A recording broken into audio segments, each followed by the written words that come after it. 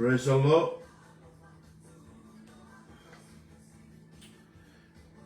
Hallelujah. Ia le tua. Glory be to God. Toi whātalo whātu Samoa I lau whasu saunga I le leia fiafi. Hallelujah.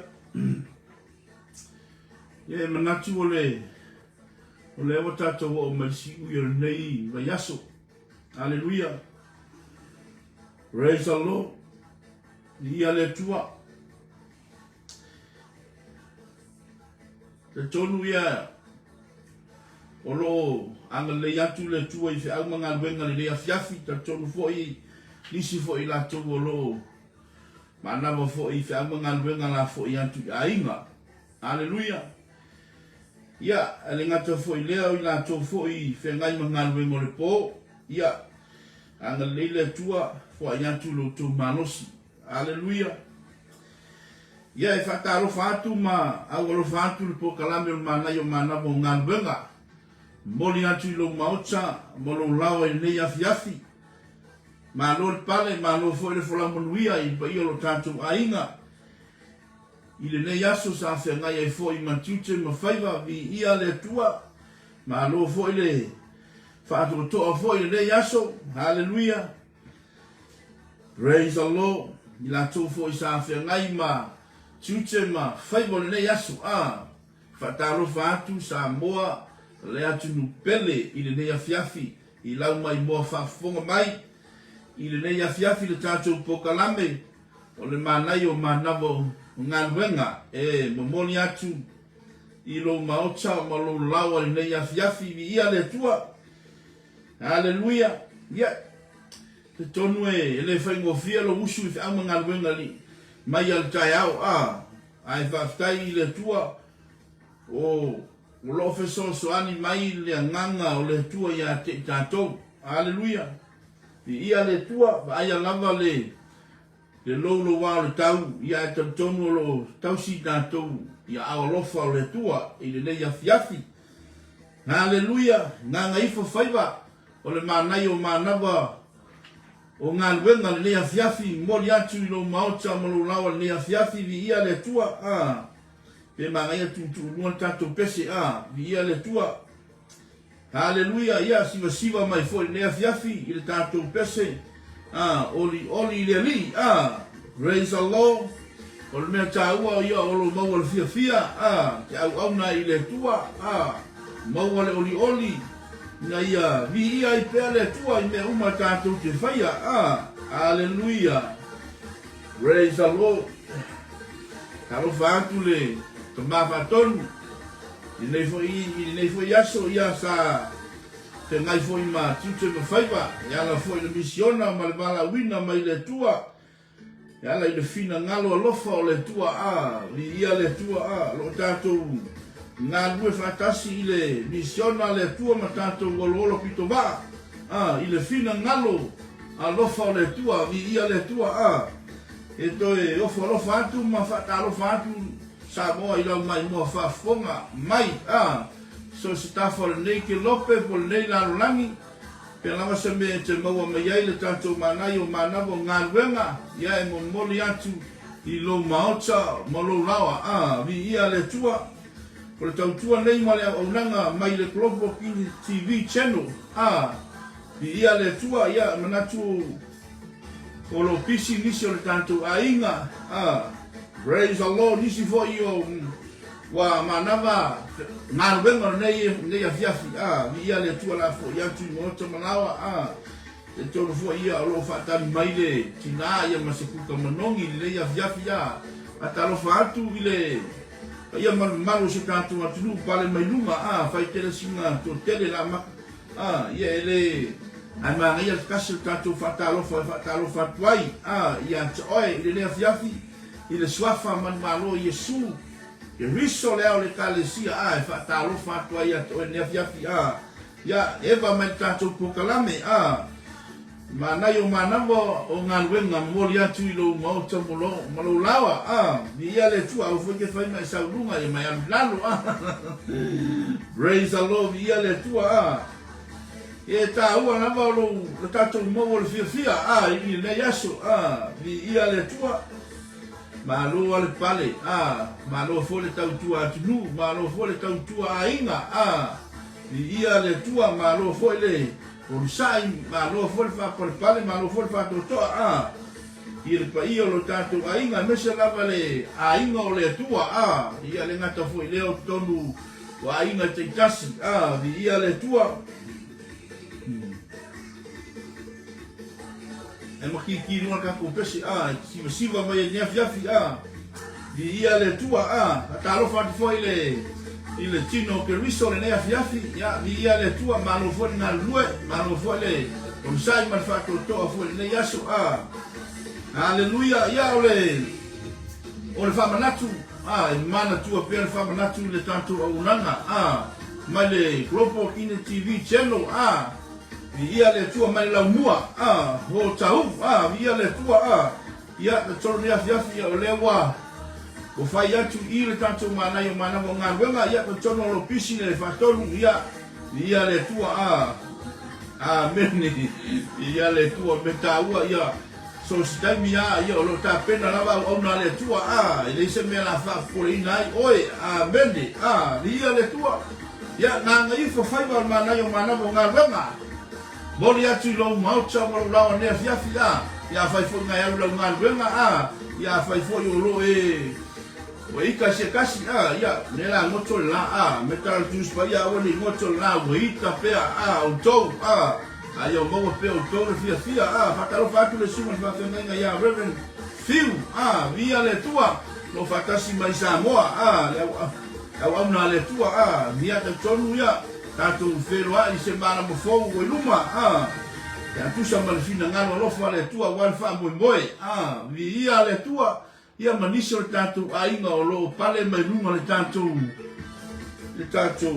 mana yo mana bo ngan wenga vi ia le tua o kau le lo aku ko kau fa le tonu mai ia fa tai le tua o lo anga le tua o lo o le per ai o fa tua vi ia le tua fa talo fa tua i le tato ainga le ainga o le tua vi ia le tua ia o le ala le fa manatu ma longo piali o le mana yo mana bo ngan wenga mori achilo mo cha mo lawa ile ainga o le tua vi ia le tua kau tua na lo saunga le mu ia le tua se wa me uma fa ia le fa uta oe i lungo le awala ia e tonu lava la ia ne tupu ia oe ia fa ia te le fa uta i lungo o le awala ele o le awala so se mai panoa ia e fa uta ma ia e matala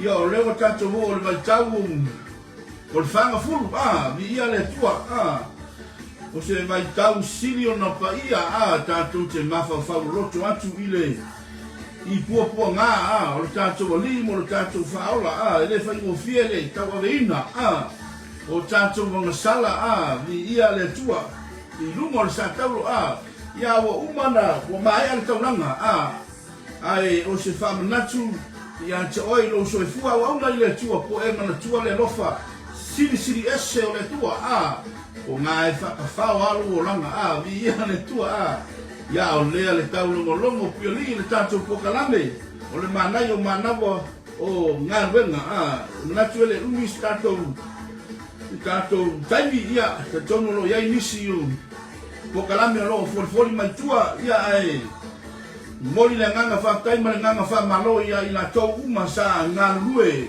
i le tai hao ia ni ia le tua ia te tonu ni ia sa whengai fo le nisi fo i la tau sa hallelujah praise the Lord ma tute ma whai ma le tai hao leo whai ngalunga tofia le tua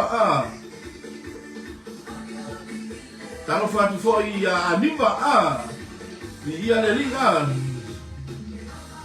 sau foi vi ia le tua talo fatu le tai hao ia le tua ia tu sa tai hao ma le fiafi ia le tua ia ai wa nganga ifo fai ba o ngā wenga le fiafi ia le tua ia ma le tua foi se stama fkanga le fiafi tono tanto ainga me se volta usinga pole tau tenga fo i le tono tanto ainga ia mau pesa tau mafutanga lei ile afiafi ia wa volta mama tina ia me se volta fanau ia wa tua fo ia onga fanau fo i mai mota malawa ia le tua mau fo se mafutanga fia mama tina ia le tua raise the Lord awani ngaro ya oi le ai mo le tua me se le mai mo fa fonga mai sa boa ya le la mata foi na o tanto le fan full ia le tua ele fa mo fie e ka tono lo mana tunatu yai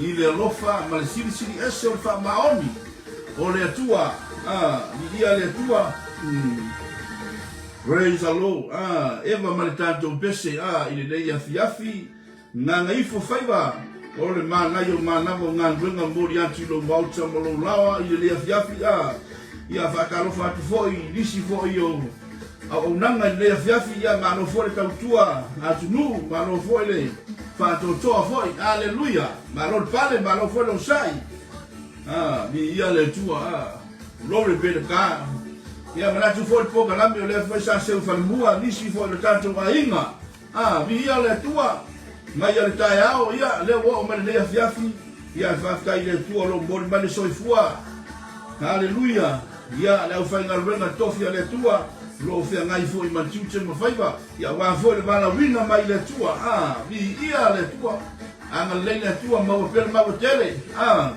lu le soifua ia wa fo le fa ta winga o le bala winga mai le tua patalo fa tu fo ia lua fulu praise the Lord ia le tua taro fa pia toi mo wa ina le fiafi ma lo ma futa mai ia le tua taro fa tu ia ila to uma lo pare mele le fiafi nga ngai fo faiva o le mana yo mana o ngangwenga ia le tua ia fa taro fa fo ile ma fa tonu ia ma fa tua fo ia sarai ia le tua ile fiafi ia ma lo fo le tua ya wa fo le misiona aleluya ya batalo fatu fo i aleluya ya sunga fa fenga ya reverend tito roiva ya beso fo fatu ya tala ya mando fo ya lo le fiafi il tanto ko kalambe ole man na yo man na mo ngangwenga vi ya le tua raise the Lord ya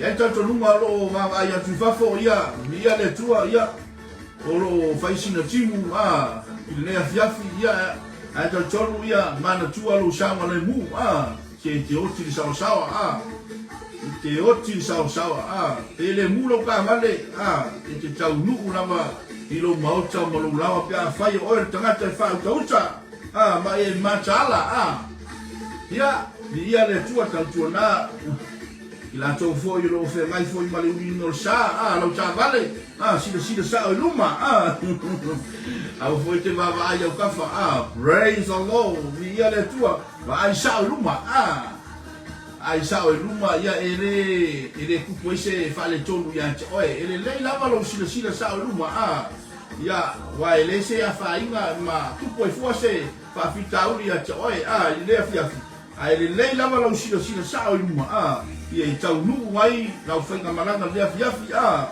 ia le tua matala listo ina fi mai ia leo vai ia le tua le upo le tua leo la vai aleluia kasi foi na mea e fale tono e tele tupaka to ia tama ka mo tama le mea le aleluia ora vai fa le lo sila ele mo wan tu pa o te montai se flow kai mo wa te le tu pa le o mato tama ya ai le lo sila praise the Lord fatalo fatu ya pasta hallelujah ya le tua hallelujah siva mai per tanto pese talo fatu le suma fa finga no keni via le tua ma lo for ma futa mai ma for tua via le tua lo fatu hallelujah praise the Lord so stemi on fa ilo le ma fa ka watu le upo le tua le fiafi ka walunga i foi le tato manai o manava o galuega moli atu lou maota ma lou laua le afiafi ia malo lava lo sai malo fo le tautua i le tua ma lona finagalo ia le tua praise the Lord pe falonga i por pese pe mai oli le ali oli le ali lo manosi per fai mai ia Paulo le kalesia ia Filipi mai Filipi ia utau oli le ali haleluya oli le ali e le noa ia le tua ia tonu lava ia le lava fa manatu tato pokalame ia na ngai fo faiva o le mana yo manava o fe au mananwenga o le nei afiafi haleluya praise the Lord ia malo fo le usu ia ila to sa fe ngai ma mananwenga o le nei asu ia le tua e le fai mo fia le usu i le taeao ia ma le taeao ia ai mori lava le nganga faftai ia to ia tusa i fo i male usu ma le fa malosi fo i te tu te ante fai ngalwenga ia le tua io o ma to fo io le fo i fe ngai fo i ngalwenga le tua ia lo fai a fo le fai va o le tatalo ia le tua mori fo le nganga faftai au na le tua so se fata fai taulanga so se tovine ia lo fai o le fai va o le tatalo haleluya ta tonu lava ia la o te talo le au na le tua ia lo manuia i foi ia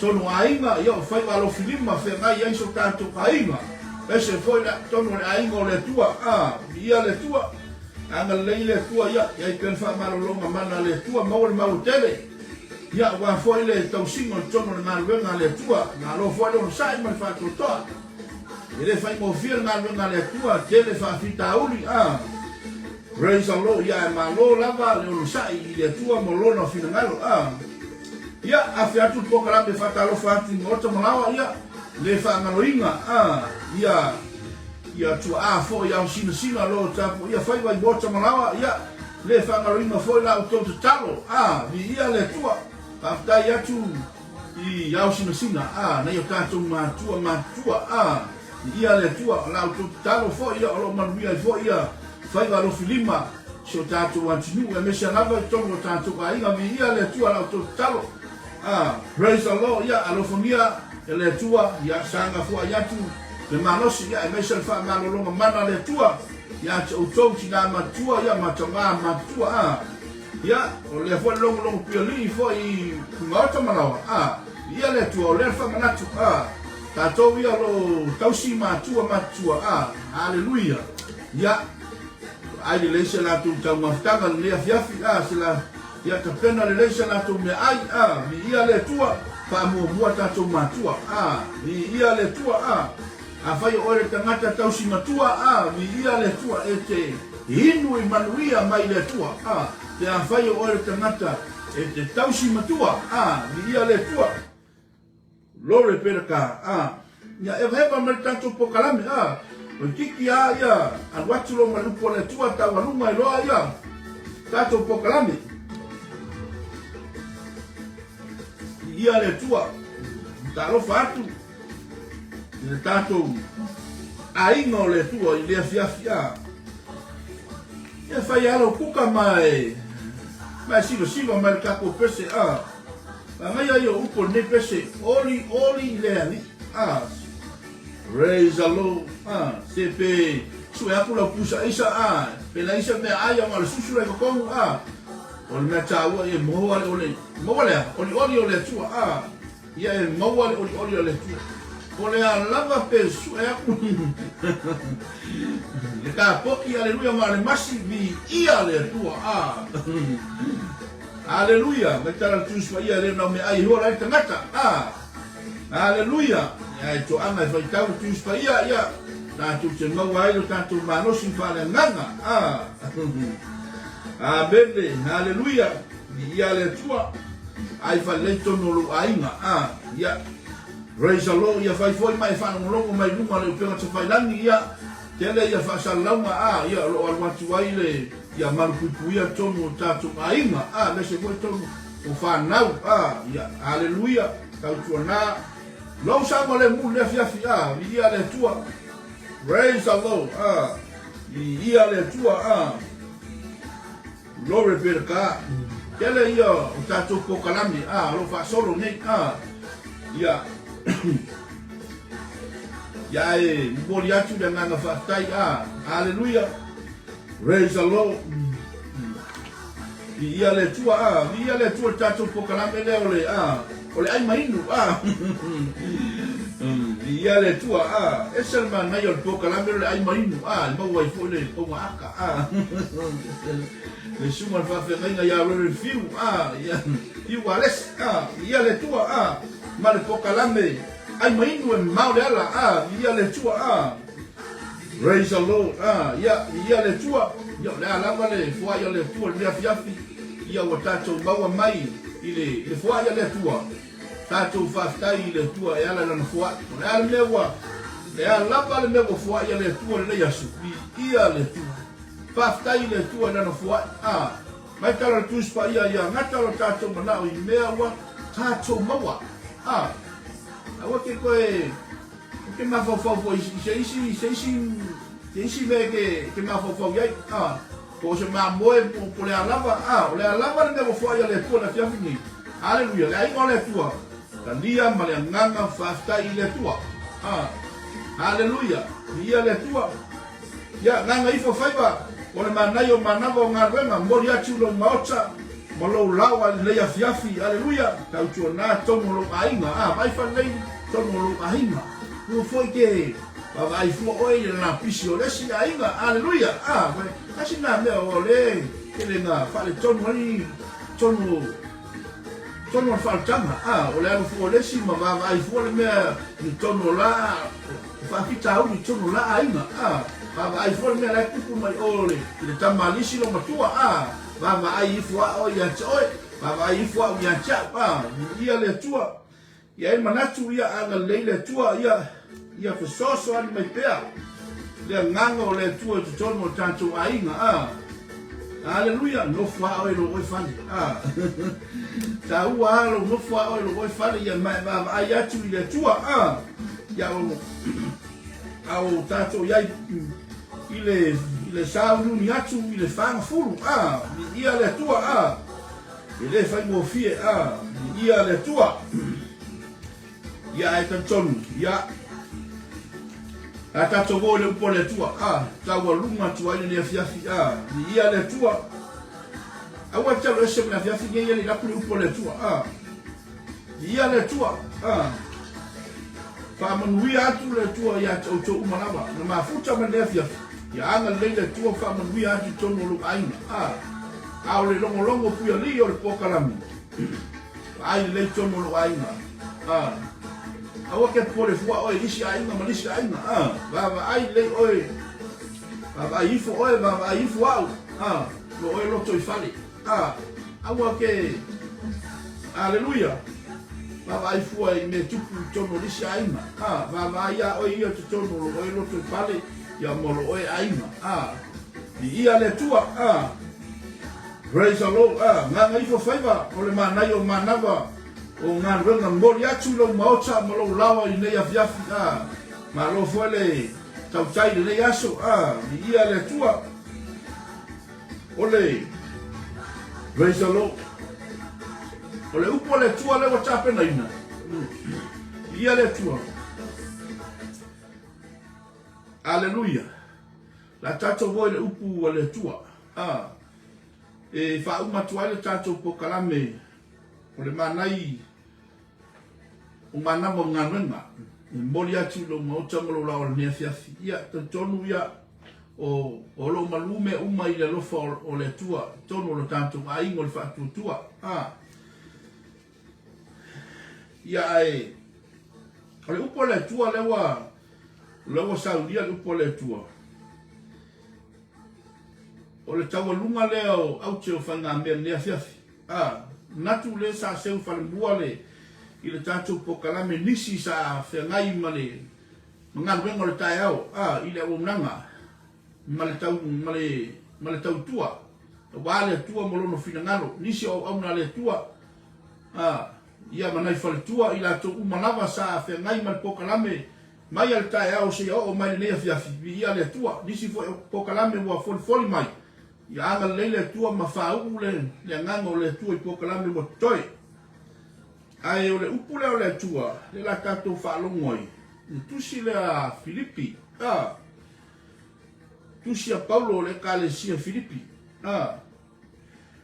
o le mata upu e tonu kasi lawa fai upu e fitu le era o fai tawina ile afia finne Filipi no ta upu e tonu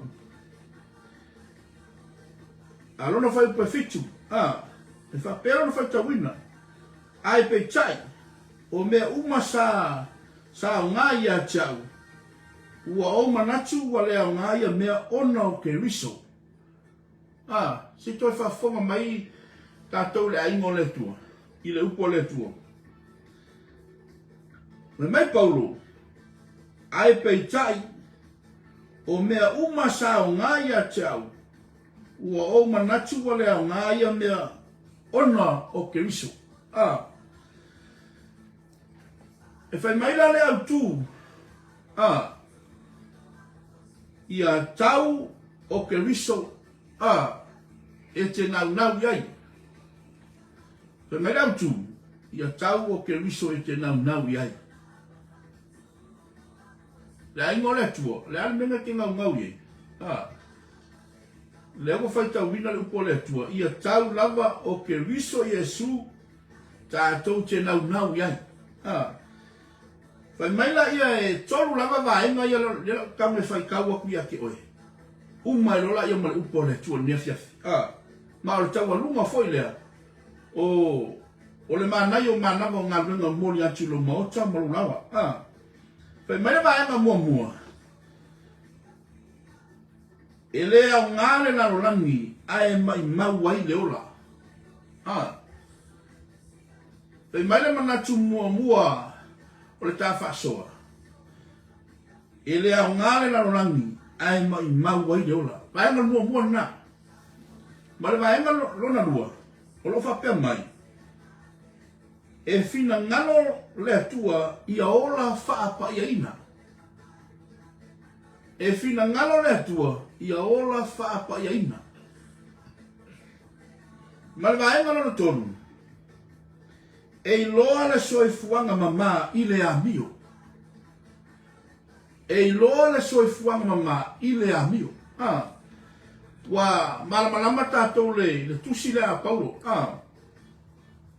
wa whaale o ngā mea uma talu Yesu tau lavo Yesu e te nau iai pe mai ru tala le ile mata upu wa whaale o ngā ina mea uma tau Yesu e te nau iai Pero uma ka ko Paulo Aleluia, ke mila saulo ka malo. Aleluia. Au singa vaenga ai pe chai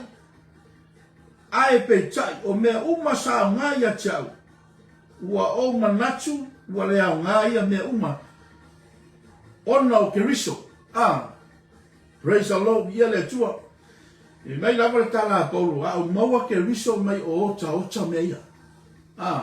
E maua keriso. Te aingo le tua. Se o tauta mea.